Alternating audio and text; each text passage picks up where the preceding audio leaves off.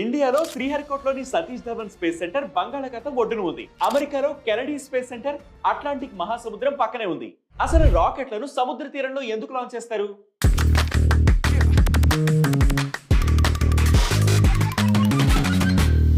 రాకెట్లను సముద్ర తీరంలో లాంచ్ చేయడానికి రెండు ముఖ్యమైన కారణాలు ఉన్నాయి.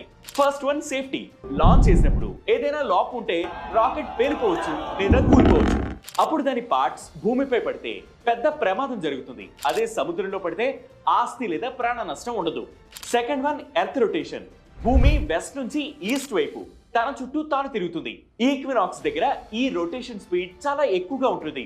దాదాపు 1670 km/h ఉంటుంది.